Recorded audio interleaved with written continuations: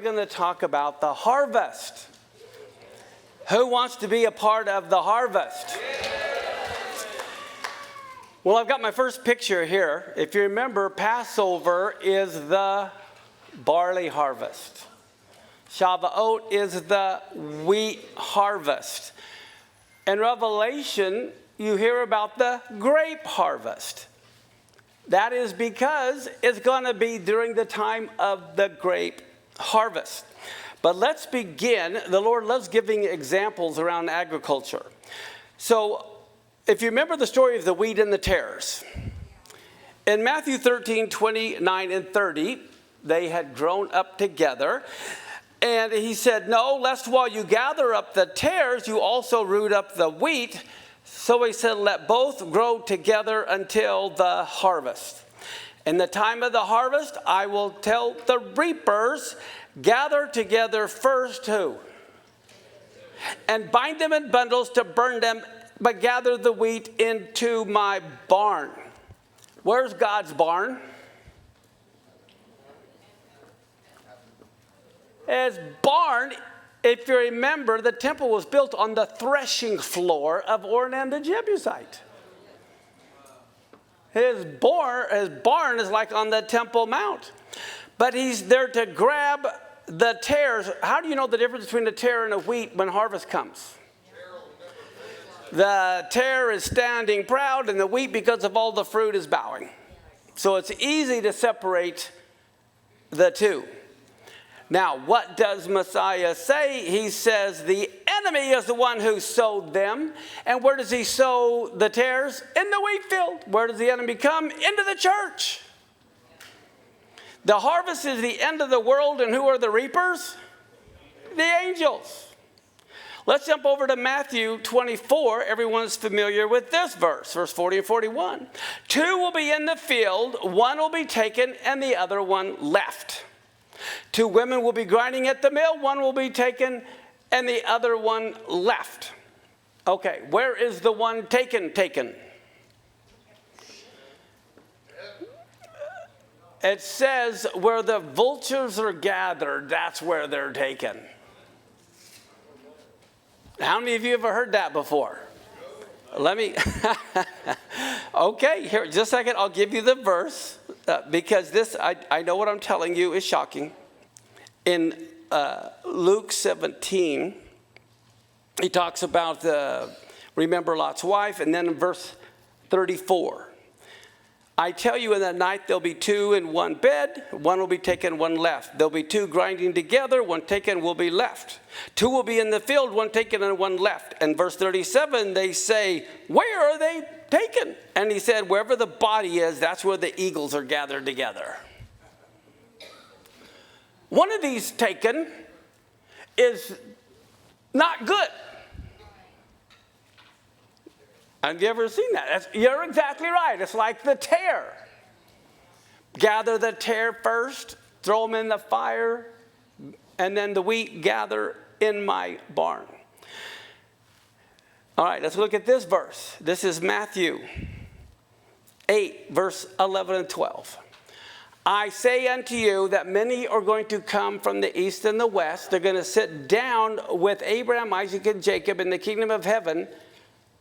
But the children of the kingdom are going to be cast into outer darkness where there's weeping and gnashing of teeth. What? How many of you seen that one?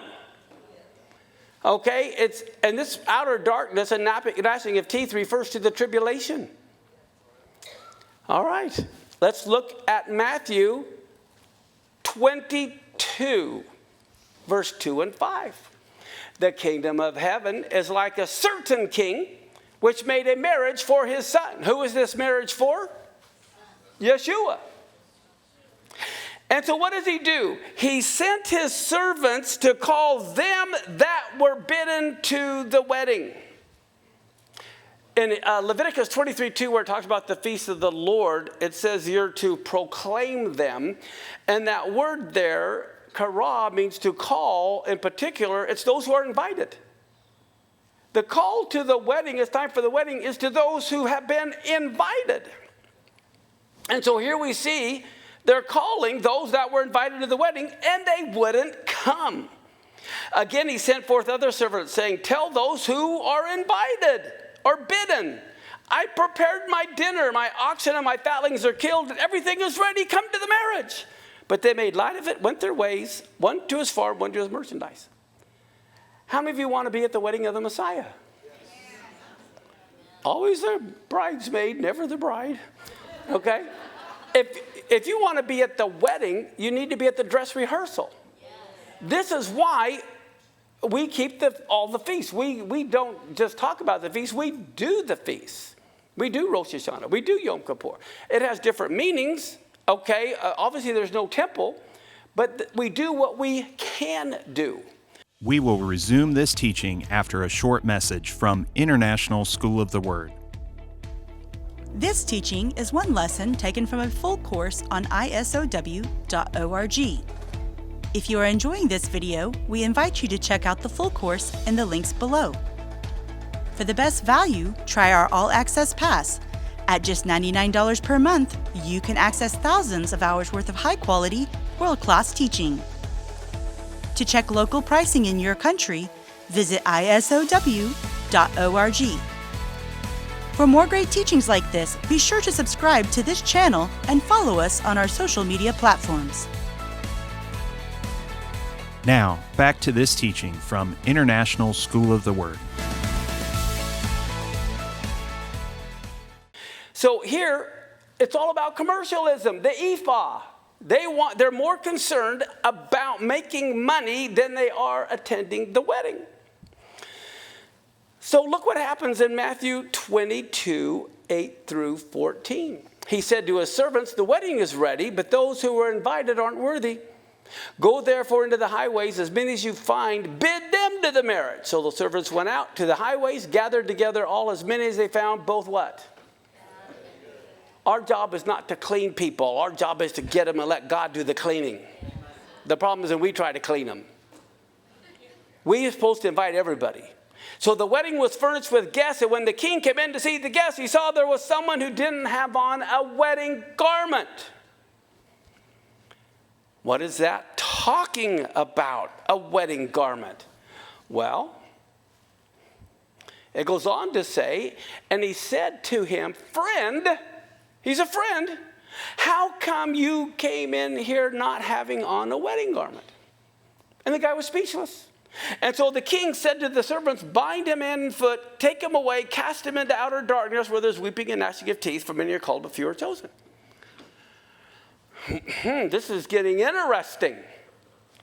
What does it mean those that were bidden to come didn't come, but then both the bad and good are invited, but one didn't have on a wedding garment? Well, during that day, if you are a king and you have your son and you're going to have a wedding, you know there are poor people in your kingdom. And so the king provided wedding garments for everybody to come in. But here's someone who wanted to come in their own righteousness. They wanted to come in their own garment. I don't want the king's garment. I'm coming in my own garment. Do you know this parable comes from Zephaniah? Look, Zephaniah 1, 6 through 8. There are those who have turned back from the Lord. That means there are people who were serving the Lord, but they've turned their back. And there are those who have not sought the Lord, nor even inquired of him. Hold your peace at the presence of the Lord God, for the day of the Lord is at hand. The Lord has prepared a sacrifice. He's bid his guests, and it'll come to pass in the day of the Lord's sacrifice, I'm going to punish the princes. I'm going to punish the king's own children and all who are clothed with strange apparel. There are people that are serving God, part of the body of Messiah, but they think they're attaining everything through their own righteousness. God owes them to come to the wedding. As a matter of fact,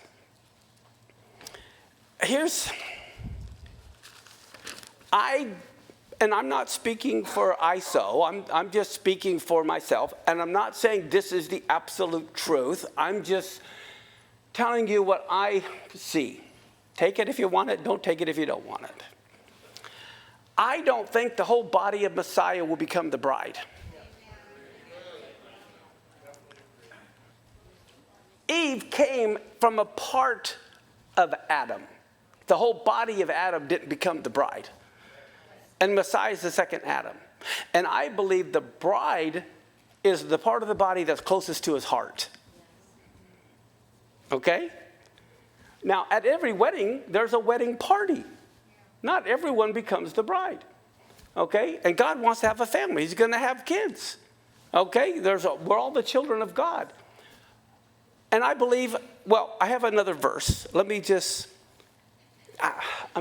think about this. This is one verse that everybody has missed that I know of. I'm the only one. I don't want to say that, but I'm sure there's other people. But, shock and awe, look at this verse and think about it. Luke 12, 35 through 37. Here's part of the body that's not the bride. This is just like the foolish virgins, but this is with the men. It says, let your loins be girded about and your lights burning, and you yourselves like unto men that wait for the Lord when he returns from the wedding. They weren't at the wedding. But after the wedding, when he returns again to get them, it says, when he comes and knocks, they may open unto him how? The Song of Songs. What happened? He knocked and knocked. She said, take a hike. He comes back, he knocks, and he knocks. He beats on the door. She had to take time to get all gussied up. She had to unlock the door. He's gone. This is like the foolish virgins. There will be people who are believers, but because their relationship isn't right, they get to go through the tribulation, but they still make it at the end as through the fire. Thank you so much for supporting our ministry.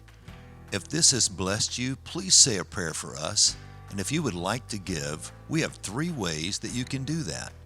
You can give online at isow.org/donate, or text the word give and the amount to 423-225-9022. That's 423-225-9022. You can also give through the mail at ISOW, 340 Paul Huff Parkway, Northwest, Cleveland, Tennessee, 37312. Thank you. God bless you, and may the Lord multiply your seed. Now back to this teaching from the International School of the Word. It says, blessed are those servants whom the Lord, when he comes, shall find them finally watching. And verily I say to you, he will gird himself, have them sit down to eat, and now he will come and serve them. But here's the other thing. How many know there was 5 wise virgins, 5 foolish virgins? None of them are the bride. The 5 wise virgins get to attend the wedding. He's not going to marry 5 wives. The 5 foolish virgins don't get to go to the wedding. They're cast into outer darkness. But guess what? When he comes back, if they're watching this time and open the door immediately, well, blessings upon you. You get to come and sit down and I'll serve you. Now that should kind of make us think we need to get close. There are so many people that are just happy. Oh, I'm saved. Forget everybody else. And they don't even care about their relationship with God. I got Jesus in my pocket. I'll pull out. I got my get out of hell free card. Here it is, Song of Songs. Again, he tells her to get up. And she doesn't open the door. And again, in chapter 2, I sought him and I couldn't find him. Again, in chapter 5, I sleep. I'm at the point of death. Okay? And she says, I've taken off my coat. Look at that. I sleep, but my heart awakes. It's the voice of my beloved that's knocking. And he says, open the door. And she says, I've taken off my coat. Am I supposed to put it back on? Well, I've washed my feet. Am I supposed to go outside in the rain and get them all dirty?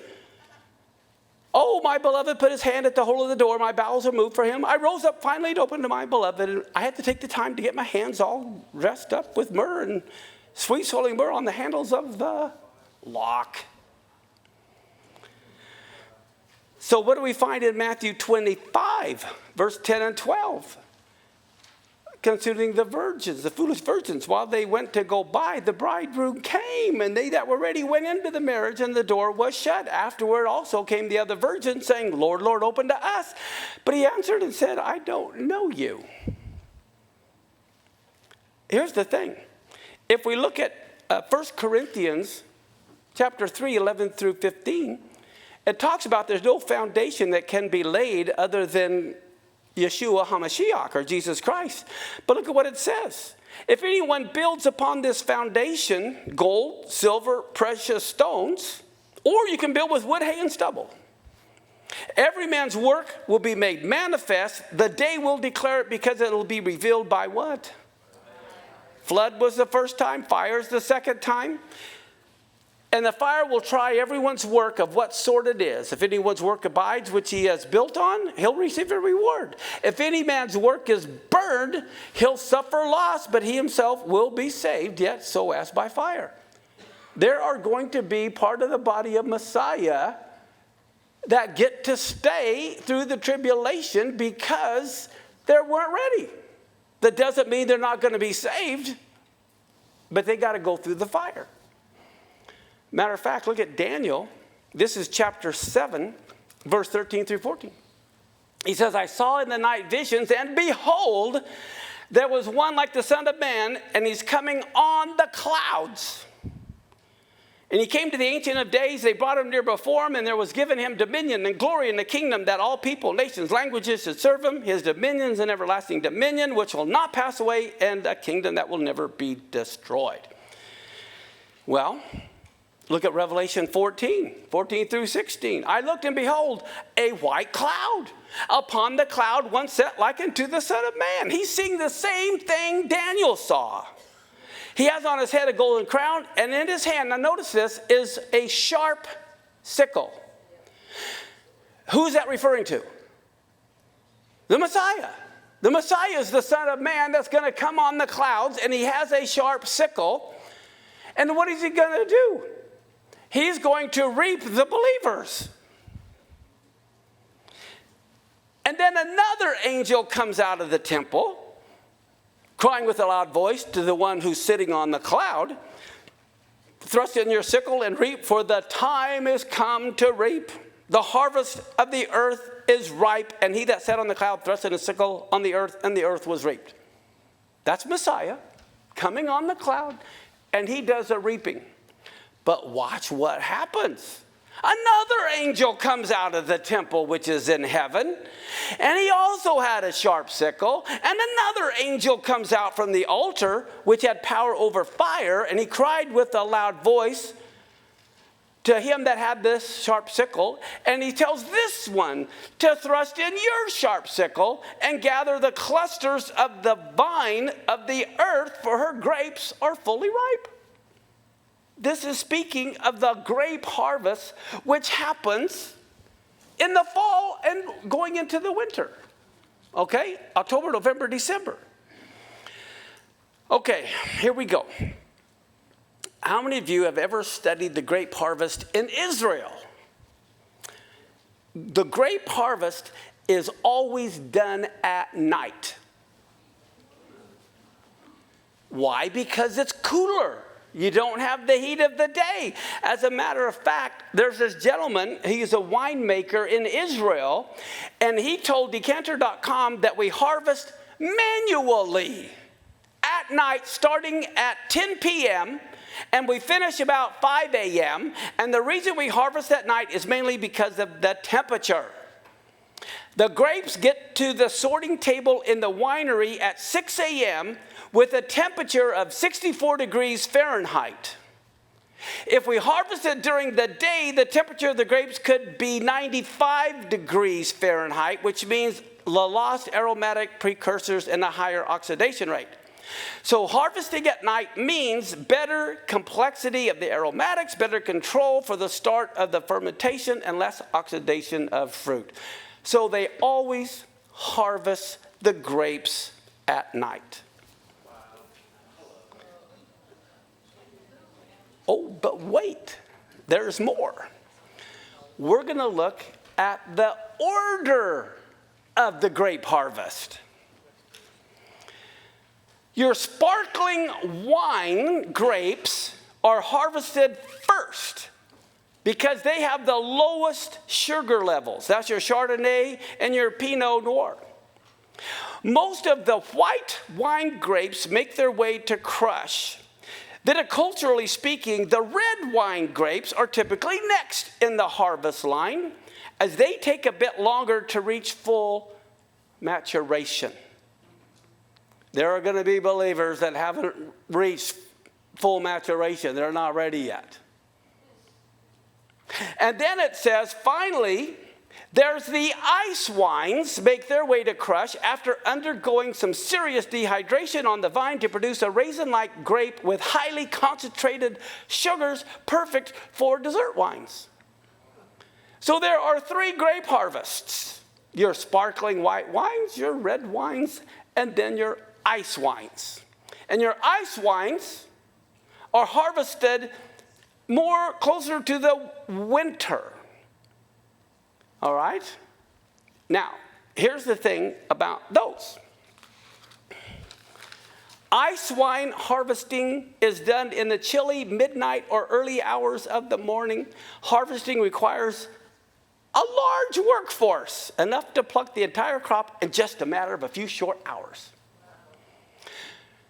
So I believe in one sense there could be multiple raptures, multiple harvests. I believe that, here's one thing.